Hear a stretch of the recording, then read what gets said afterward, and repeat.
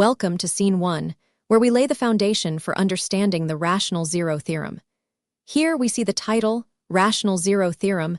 Notice how it appears gradually, emphasizing the importance of the concept. Now, let's break down some of the key terms essential to mastering this theorem. First, a polynomial. This is an expression composed of variables and coefficients. Next, a rational number. These are numbers expressed as the ratio of two integers. Lastly, zero. In our context, it is the output when the polynomial equals zero. The Rational Zero Theorem helps find the rational roots of polynomial functions. By understanding these key terms, we prepare our minds to dive deeper into how this theorem simplifies solving polynomials. Welcome to Scene 2, where we clearly state the Rational Zero Theorem. Notice on screen the complete statement of the theorem being written out in clear mathematical notation.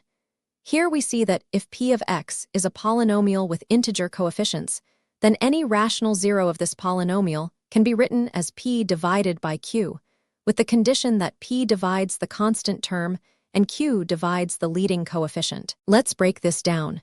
In the top section, highlighted by the outline, the letter p represents any factor of the constant term. Notice the explanatory label clarifying that these are the p factors. Now, moving to the bottom section, the q indicates any factor of the leading coefficient, with its label affirming the q factors. Finally, observe the gentle background highlight that emphasizes the entire theorem. This recap visually reinforces the structure where the numerator and denominator components each play a crucial role. Now, in Scene 3, let's apply the Rational Zero Theorem by working through a concrete example. Observe our polynomial at the top of the screen. Fx equals 2x3 3x2 8x plus 12. Next, we break the polynomial into its critical components. The Rational Zero Theorem tells us to focus on factors of the constant term and the leading coefficient. To the left, you'll see a list of all factors of the constant, 12. These are written as plus or minus 1, plus or minus 2, plus or minus 3, plus or minus 4, plus or minus 6, and plus or minus 12. Likewise, to the right, we have the factors of the leading coefficient 2, which appear as plus or minus 1 and plus or minus 2. Now, notice the animated arrows. One arrow points from the constant term 12 down to its corresponding list of factors. Similarly, another arrow connects the leading coefficient 2 to the factors in the right column. By visually tracing these relationships, you see how each candidate for a rational zero is formed by pairing a factor from the constant with one from the leading coefficient. Note the neat organization of these factor lists, preparing our next steps.